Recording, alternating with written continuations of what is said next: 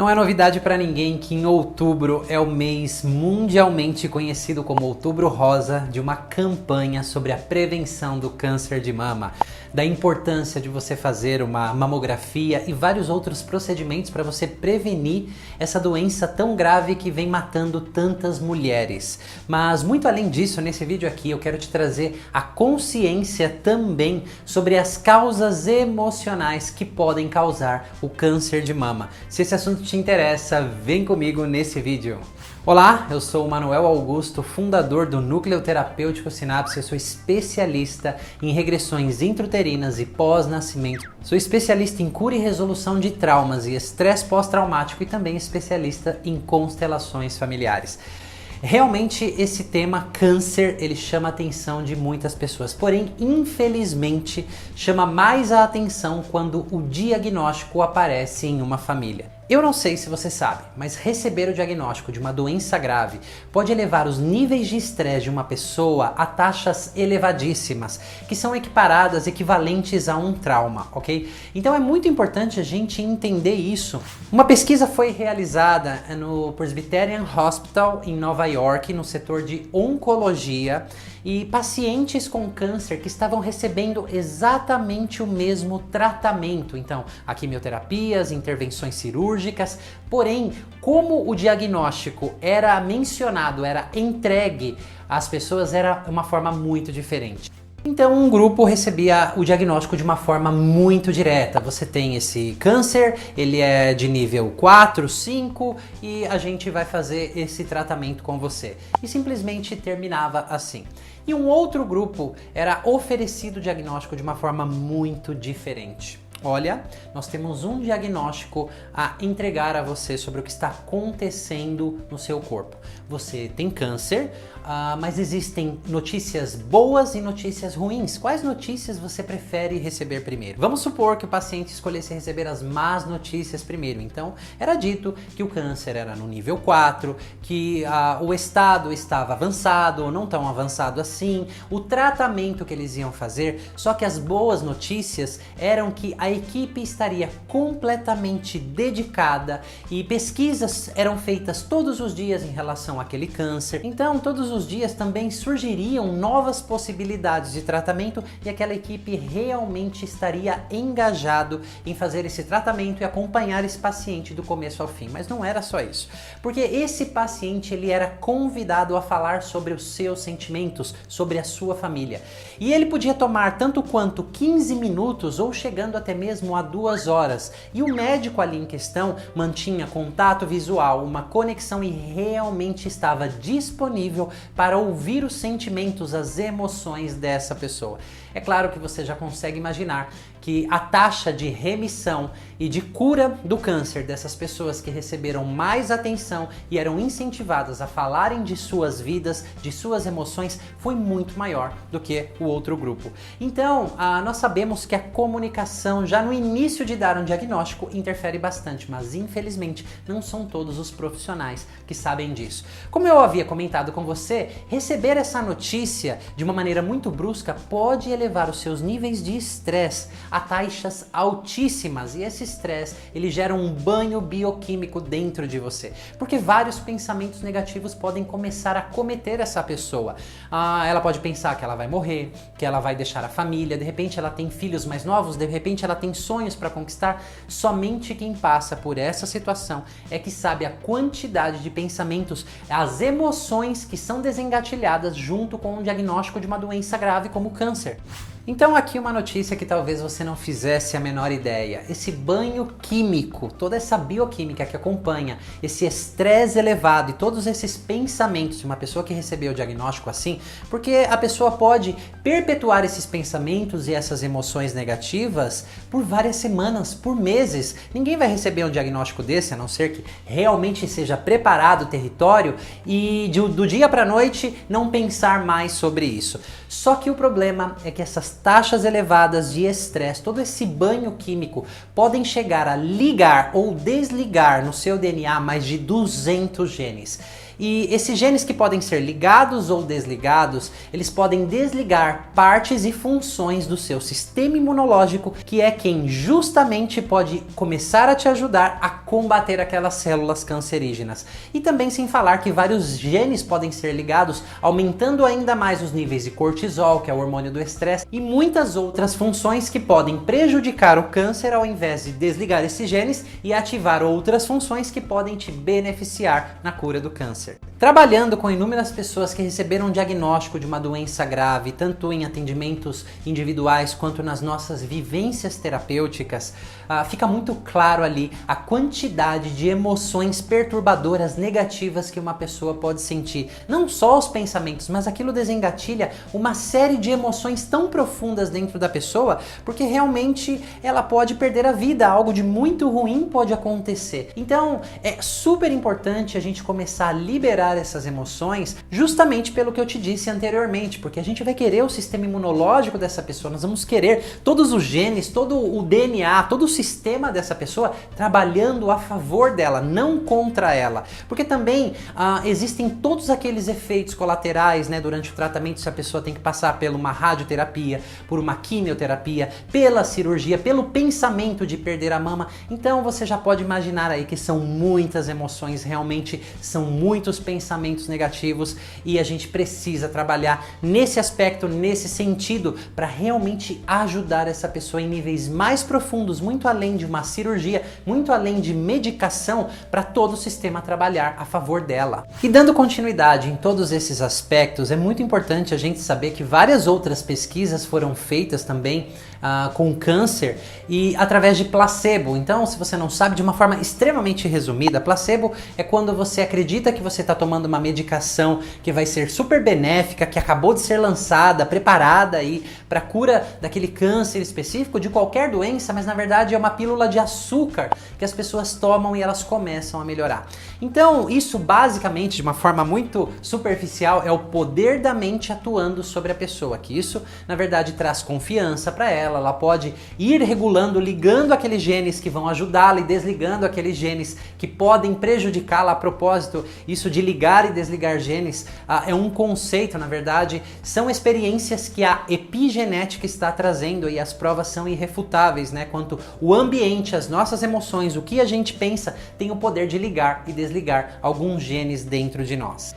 E é claro que você também pode estar pensando, nossa, o câncer já acontece na minha família, a bisavó, a avó, a minha mãe chegou em mim, então isso é genético. Mas se você entender um pouquinho mais a fundo a epigenética, você vai compreender que o meio, né, esses pensamentos, essas emoções, também moldam os seus genes, tá ok? E voltando em Poder da Mente, a gente vai falar sobre um aspecto muito importante que sim tem a ver com o efeito placebo e muitos outros mecanismos da mente e emoções, que é a disposição da pessoa em ultrapassar aquela doença. Eu vou te contar uma história que vai deixar isso muito mais claro. Meu pai, ele passou por uma situação de câncer, era um câncer na garganta, no caso, ok? E a gente vai falar sobre a disposição da pessoa, porque a gente já falou sobre o diagnóstico, a pessoa pode se abalar completamente, e eu acompanhei o meu pai ali quando ele estava passando por aquele período entre diagnóstico do câncer, a cirurgia e toda a recuperação. Era muito interessante que quando ele recebeu o diagnóstico, é claro que o diagnóstico não foi passado dessa forma mais correta, pelo menos a mais propícia, que podia ajudar ali com os genes e com toda a bioquímica, mas ele internamente criou uma força. Ele falou, eu vou passar por essa situação. Eu me lembro quando eu me despedi dele indo para a cirurgia, ele disse o seguinte, vocês me esperam porque eu vou voltar, eu vou conseguir ultrapassar tudo isso. O médico tinha previsto que por conta que ia pegar um nervo, ele não ia conseguir levantar o braço, mexer o pescoço, talvez ele não conseguisse falar e de fato, depois da cirurgia, claro que ele passou por diversos processos, ok? Essa predisposição, essa força interior dele o ajudou muito e ele não ficou com estas sequelas, ele ficou com outras. A radioterapia realmente afetou aqui o pomo de Adão, eu não sei se você sabe, mas ele funciona como uma válvula, aquilo que você come não vai para o pulmão, vai para o esôfago, esôfago e como foi afetada pela radioterapia, o que ele comia ia para o pulmão e se vai para o pulmão podia morrer. Então, há mais de 12 anos o meu pai come através de uma sonda gástrica. Você consegue imaginar que se a pessoa ela realmente não tem uma força interior, ela não tem uma predeterminação muito forte, porque ele não pôde comer mais pela boca e era uma coisa que ele amava comer, coisas gostosas, coisas prazerosas da vida, assim como eu, assim como você. E há mais de 12 anos ele é simplesmente alimentado por essa sonda, né, por uma dieta enteral, que é apenas líquido e ele não sente gosto nenhum. Mas eu só tô trazendo essa história porque esses vários casos que eu acompanhei e de pessoas conhecidas também, o quanto a disposição da pessoa, a força da pessoa, se ela desiste da vida, se ela vai adentrando cada vez mais esses pensamentos negativos, o quanto isso pode abalar essa pessoa e você já entendeu o porquê, e também quando existe essa predisposição, como todo o sistema pode trabalhar a favor dessa pessoa, tá bom? Então realmente meu pai se recuperou, ele não ficou com aquelas sequelas, ele come aí por sonda e depois da cirurgia ele chegou até a trabalhar mais do que eu. Então realmente isso importa, tá bom? Só uma aspas aqui, tá? Esse vídeo eu acredito que seja importante para muitas pessoas. Se não é o seu caso, você pode compartilhar esse vídeo com alguém que esteja passando por essa situação. Ou talvez você usar isso como uma forma de prevenção, todas essas informações. Então, existem sim causas emocionais mais profundas. Nós estamos numa era, né, falando de física quântica, falando de neurociência, falando da conexão mente, corpo e emoções. Nós sabemos que por detrás de várias doenças físicas existem questões emocionais. Então, eu vou contar aqui o que muitas vezes aconteceu, emoções muito profundas quando nós exploramos câncer de mama em específico, tá?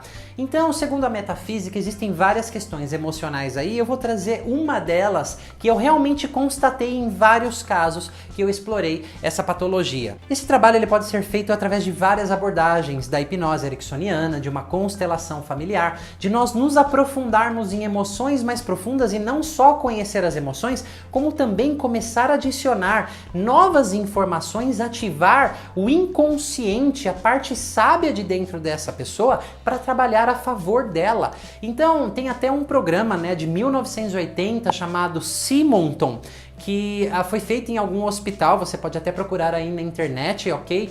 Onde visualizações criativas, pessoas em estados hipnóticos imaginavam metáforas ali, onde, por exemplo, um carneirinho comia as ervas daninhas de um campo, que significava o sistema imunológico destruindo as células cancerígenas, e várias outras metáforas, como o joguinho do Pac-Man, como se algo, né, um guardião fosse comendo as células cancerígenas, e várias outras visualizações criativas, o quanto isso podia trazer a remissão e a cura, né, desse mal que é o câncer. E uma dessas emoções que nós chegamos a nos aprofundarmos muito em câncer de mama, pelo menos as que eu conduzi as pessoas, eram pessoas que faziam de tudo pelos demais. E nisso se acumulava muita mágoa, se acumulava muito rancor. Eram pessoas que na infância, por alguns motivos, por algumas razões, aprenderam que tinham que agradar muito as outras pessoas para que elas fossem amadas, para que elas fossem vistas, para que elas conseguissem algum tipo de conexão. E claro que explorando junto com essas pessoas, lá na infância, cada um tem a sua história, o seu contexto particular, que foi se desenvolvendo esse tipo de padrão, de olhar mais para o outro, querendo agradar o outro a todo custo e o mais importante ou o pior, esquecendo de si própria. Então, eu acredito que toda doença, né, tem até um livro que fala isso, a doença como linguagem da alma. Toda doença aí, assim como o câncer de mama, é um chamado muito profundo para que você olhe para dentro de si. Todo sintoma dentro de você, ele tem um chamado da sua alma para com você.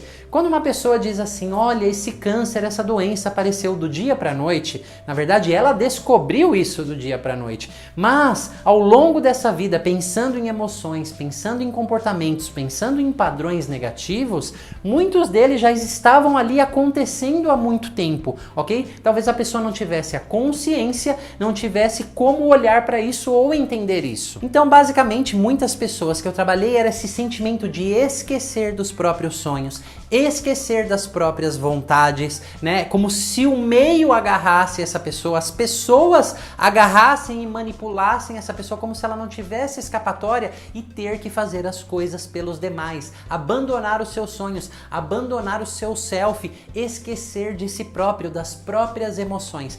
E nisso de querer agradar os outros e fazer as coisas pelos outros, um crescente ressentimento. Olha aqui, ó, um PS bem grande, tá ok? Não significa que se você tenha câncer de mama, isso esteja acontecendo com você. Checa aí dentro de você, com as suas emoções, com a sua história, se isso se encaixa com você, ok? Mas mais importante do que isso, é você se dar a permissão de explorar as suas emoções. De novo, porque isso é muito importante, não exclua a parte médica, tá bom? Você precisa disso.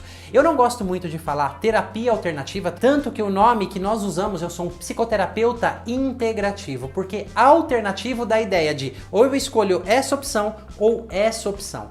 E integrativo é, eu tenho essa opção, essa opção, essa opção e essa opção. Então eu vou integrando aspectos. Então talvez dentro do seu tratamento, dentro da sua consciência, você integre também ao seu tratamento já com o médico, com tudo que você tem que fazer, a exploração da parte emocional. E aí sim, talvez você possa descobrir exatamente qual é o seu contexto, o que aquela doença quer dizer para você e começar a tratar esses aspectos emocionais. E muito além disso, você vai regular os seus níveis de estresse, você já entendeu a importância disso, você pode se motivar, você pode voltar a ter esperança, criar aquela força de dentro para fora. E é claro que nós vamos ser realistas nesse trabalho, não dando falsas esperanças, mas cultivando esperanças muito reais, porque muitas pessoas se recuperam do câncer. Realmente eu achei que fosse muito importante trazer essas informações para você. Se elas foram válidas, ótimo, e se elas não te serviram, deixa entrar aqui e sair por aqui, porque eu não sei se você sabe, mas eu não estou aqui para convencer ninguém de nada, mas sim para agregar novas letras ao seu vocabulário, ampliar a sua perspectiva, tá bom? Caso você queira saber mais sobre os nossos tratamentos, sobre as nossas imersões terapêuticas intensivas, você pode procurar a nossa equipe através desse WhatsApp, que você vai receber todas as informações, tá bom? Mais uma vez, lembrando que você pode partilhar esse vídeo com alguém que possa se beneficiar desse conteúdo. Deixa o seu comentário aqui abaixo, porque assim me deixa entender se você realmente entendeu o recado que eu quis te passar, tá bom? E eu vou ficando por aqui com as minhas duas frases preferidas. Que tal abandonar os seus limites? Para você se tornar tudo aquilo que você nasceu para ser. Mais uma vez, Manuel Augusto do Núcleo Terapêutico Sinapse. Eu sei que você já sabe. Te vejo na próxima.